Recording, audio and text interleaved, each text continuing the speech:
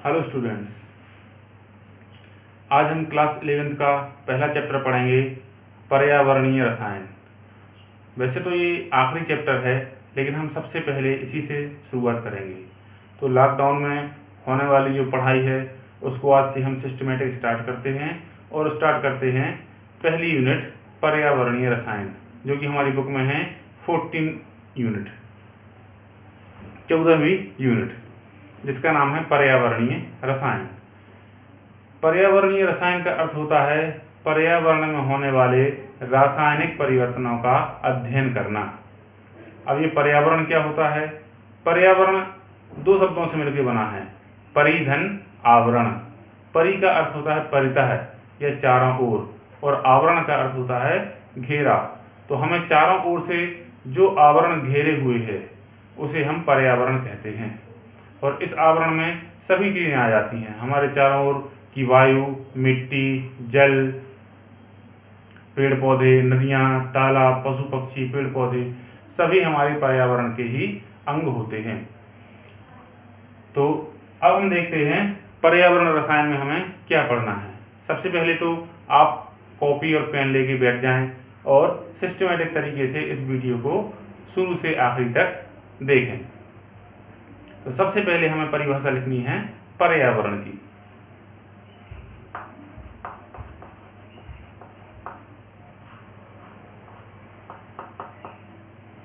तो स्टार्ट करते हैं।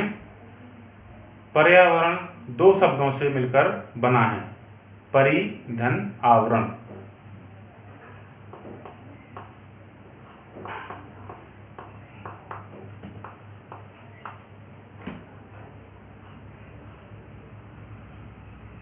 अर्थात हमारे चारों ओर उपस्थित जल, मिट्टी, पौधे, जीव जंतु सभी पर्यावरण के अंतर्गत आते हैं। अब दूसरी परिभाषा है पर्यावरणीय रसायन। पर्यावरणीय रसायन का अर्थ है पर्यावरण में होने वाले रासायनिक परिवर्तनों का अध्ययन पर्यावरणीय रसायन कहलाता है। तो ये दोनों परिभाषाएं आप वीडियो को रोककर लिख लीजिए। इसके बाद हम आगे बढ़ते हैं। अब पर्यावरण में कौन कौन से परिवर्तन होते हैं? उन परिवर्तनों में जो सबसे पहला परिवर्तन है वह है पर्यावरणीय प्रदूषण। तो हम शुरुआत करते हैं प्रदूषण से।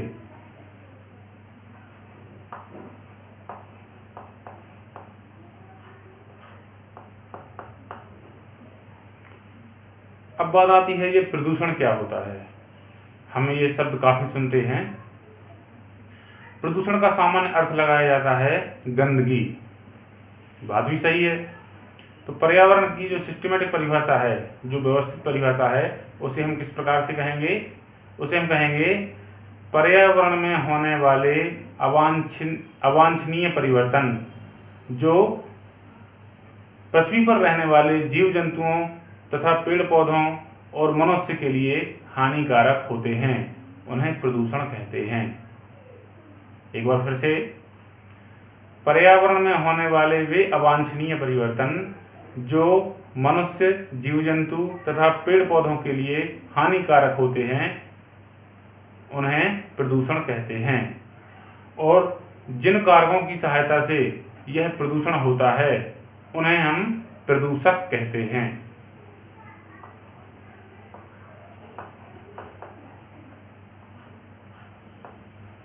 तो यहाँ दूसरा शब्द आ गया प्रदूषक। प्रदूषक का अर्थ है वे कारक जो प्रदूषण उत्पन्न करते हैं। तो हम प्रदूषक के बारे में चर्चा करते हैं। प्रदूषक वे पदार्थ हैं जो प्रदूषण उत्पन्न करते हैं। ये तीनों अवस्थाओं में हो सकते हैं। कौन कौन सी? ठोस, द्रव और गैस। हम अपने चारों ओर देखते हैं कि जो प्रदूषक होते हैं वो तीनों अवस्थाओं में हो सकते हैं। ठोस अवस्था में भी हो सकते हैं, जैसे घर से निकलने वाला कचरा है और सब्जियों की छीलन है, ये सभी ठोस प्रदूषक हैं जिन्हें हम अपशिष्ट भी कहते हैं। और एक शब्द और होता है इसके लिए, दूषक या संदूषक।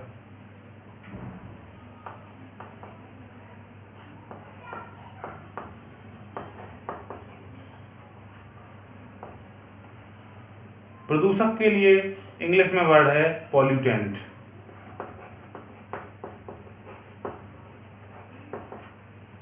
और संदूषक के लिए शब्द है कंटामिनेंट।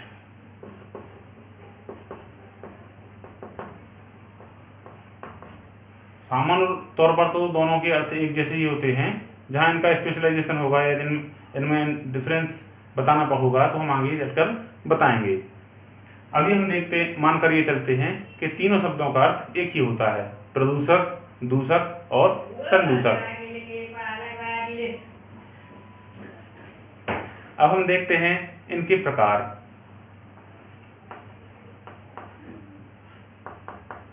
जैसा कि हमने अभी बताया, प्रदूषक तीनों अवस्था में पाए जाते हैं, ठोस अवस्था में, द्रव अवस्था में और गैस अवस्था में।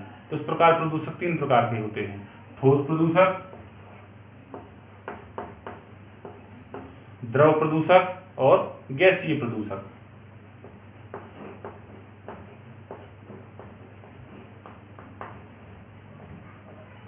ये तो हो गया हमारा भौतिक वर्गीकरण। अब हम देखते हैं इनके विघटन के आधार पर भी दो प्रकार से हम इसको वर्गीकृत कर सकते हैं।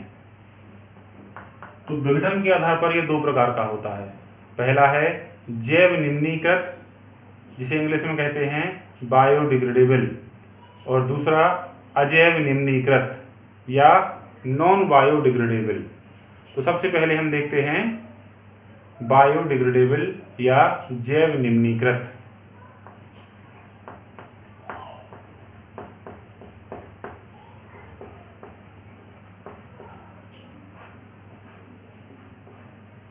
जैव निम्नीकृत प्रदूषक वे प्रदूषक होते हैं जो जैविक प्रक्रियाओं के द्वारा नष्ट किए जा सकते हैं, अर्थात सूक्ष्म जीवों द्वारा इनको धीरे धीरे नष्ट कर दिया जाता है।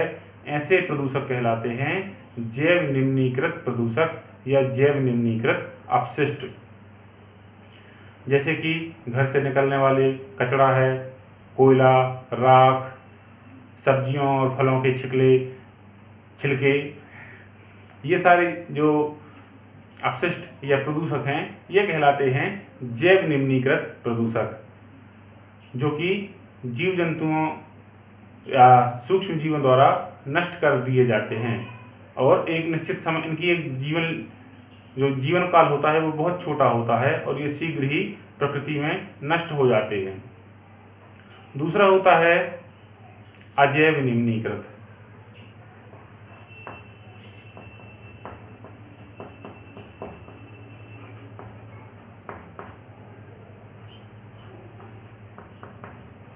अजैव निम्नीकृत ऐसे प्रदूषक होते हैं जो बायोडिग्रेडेबल नहीं होते हैं, मतलब जो सूक्ष्म जीवों द्वारा नष्ट नहीं किए जा सकते हैं और ये प्रकृति में यूं ही पड़े रहते हैं और लगातार इनकी मात्रा बढ़ती जाती है। जैसे हम देखते हैं पॉलीथीन लगातार पर्यावरण में बढ़ती जा रही है और भविष्य में यह एक बहुत बड़ी समस्या बनने जाएगी। इसलिए मेरी आप सभी छात्रों से यही अपेक्षा है कि पॉलीथीन का उपयोग कम से कम करेंगे। इसके अलावा दूसरा अजैव निम्नीकृत प्रदूषक है डीडीटी। इसका नाम आपने सुना होगा। ये एक कीटनाशी है जो कि मच्छरों को मारने के लिए प्रयुक्त किया जाता है। अब इसकी जो समस्या है वो ये है कि ये प्राकृतिक रूप से नष्ट नहीं होता है और प्रकृति में हमेशा बना रहता है। अब जैसे पॉलीथीन है, कांच है, ये भी नष्ट नहीं होते हैं, लेकिन ये सीधे जीवों के शरीर में नहीं जाते हैं क्योंकि ये ज़्यादा छोटे टुकड़ों में नहीं टूटते हैं। लेकिन डीडीटी पाउडर के रूप में रहता है जो पेड़ पौधों की जड़ों से फलों में आ जाता है और उन फलों की सहायता से मनुष्य और जीव जंतुओं के शरीर में पहुंच जाता है और विभिन्न प्रकार के रोग उत्पन्न करता है। इसलिए वर्तमान में इसका प्रयोग बंद कर दिया गया है।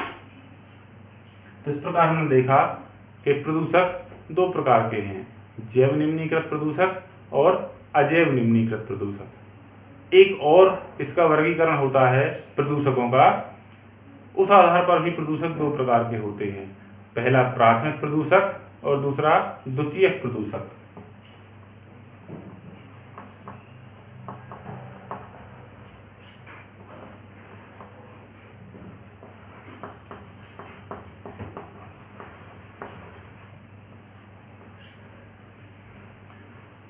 पहला है प्राथमिक प्रदूषक।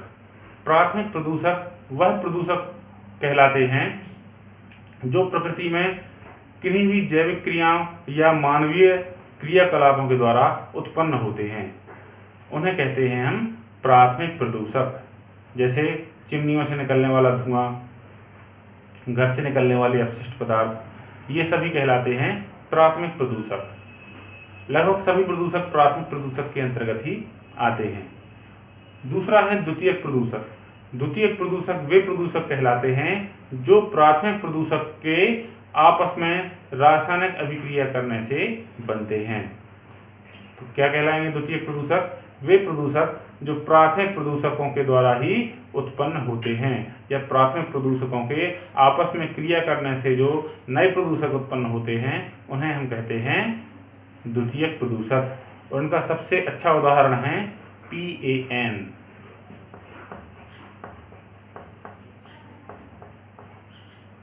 पराक्सी एसिड नाइट्रेट। ये PAN खाने वाला पान नहीं है, ये एक प्रदूषक है जो कि धूम कोहरे में उत्पन्न होता है। इसके बारे में हम विस्तार से आगे चर्चा करेंगे। तो इस प्रकार हमने देखा प्रदूषक के बारे में कि प्रदूषक क्या होते हैं। प्रदूषक सीधी बात है वे पदार्थ हैं जो प्रदूषण उत्पन्न करते हैं। अब हम देखते हैं प्रदूषक से संबंधित एक शब्द TLV।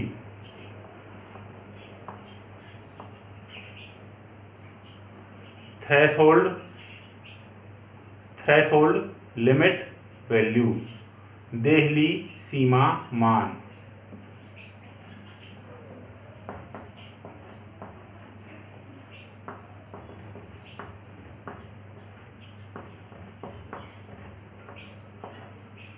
देहली सीमा मान का अर्थ होता है किसी भी प्रदूषक की वह मात्रा जिससे अधिक मात्रा पर वह प्रदूषक हानिकारक हो जाता है। इसे फिर से समझें। देहली सीमा मात्रा या देहली सीमा मान किसी भी प्रदूषक की वह मात्रा है जिससे अधिक मात्रा में यदि वह पर्यावरण में उपस्थित होता है तो वह मनुष्यों, जीव जंतुओं तथा पेड़ पौधों के लिए हानिकारक हो जाता है। और इस सीमा से यदि वह कम पर्यावरण में उपस्थित है, इस सीमा से कम उपस्थित है यदि वह पर्यावरण में, तो वह हानिकारक नहीं होता है। जैसे कहते हैं यदि थोड़ी मात्रा में जहर भी दिया जाए तो व्यक्ति मरता नहीं है, यदि थोड़ी मात्रा में दिया जाए। उसी प्रकार प्रदूषक जब एक निश्चित सीमा से कम सांद्रता में उपस्थित होते हैं तो वे हानिकारक नहीं होते हैं, लेकिन जब धीरे धीरे इनकी सांद्रता बढ़ती जाती है तो ये हमारे लिए हानिकारक हो जाते हैं। इसको उदाहरण से समझते हैं। जैसे कार्बन मोनोऑक्साइड, ये एक जहरीली गैस होती है और एक निश्चित सांद्रता से अधिक होने पर यह हमें नुकसान पहुंचा सकती है और हमारी मृत्यु भी हो सकती है। तो वह सीमा क्या होगी? वह सीमा होगी 40 ppm। अर्थात वायुमंडल में यदि कार्बन मोनोऑक्साइड की सांद्रता 40 ppm या 40 पार्ट्स पर मिलियन से ज़्यादा होगी तो ये कार्बन मोनोऑक्साइड हमें हानिकारक हो जाएगी। तो यह सांद्रता कहलाती है TLV, थ्रेशोल्ड लिमिट वैल्यू। और इस सांद्रता का मान प्रत्येक प्रदूषक के लिए अलग अलग होता है। जैसे कार्बन मोनोऑक्साइड के लिए TLV का मान होता है 40 ppm। उसी प्रकार कार्बन डाइऑक्साइड के लिए देखें, कार्बन डाइऑक्साइड भी हानिकारक गैस है लेकिन ये आवश्यक भी होती है पेड़ पौधों के लिए, और ये जहरीली भी नहीं होती है, इसलिए ये थोड़ी बहुत सांद्रता में नुकसानदायक नहीं होती है। ये जब बहुत अधिक सांद्रता में होती है तभी नुकसानदायक होती है। इसीलिए कार्बन मोनोऑक्साइड के लिए जो TLV का मान है वो होता है 5000 ppm।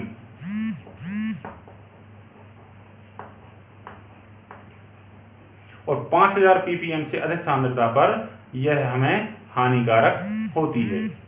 तो इस प्रकार हमने कुछ मूलभूत परिभाषाओं के बारे में समझा। अब अगला वीडियो देखने के लिए कल का इंतजार कीजिए, कल नया वीडियो जारी होगा। और हाँ, इस चैप्टर को आप अपनी किताब से, नेट से या नोट्स की सहायता से, जहाँ से भी आप पढ़ सकते हैं, इस चैप्टर को आप पढ़ लें और इससे संबंधित यदि आप वीडियो भी देखना चाहते हैं तो वो वीडियो भी देख लें, ताकि आप मेंटली इस चैप्टर को पढ़ने के लिए तैयार हो जाएं। तो कॉपी पेन लेके नोट्स बनाइए और अगले वीडियो का इंतज़ार कीजिए। धन्यवाद।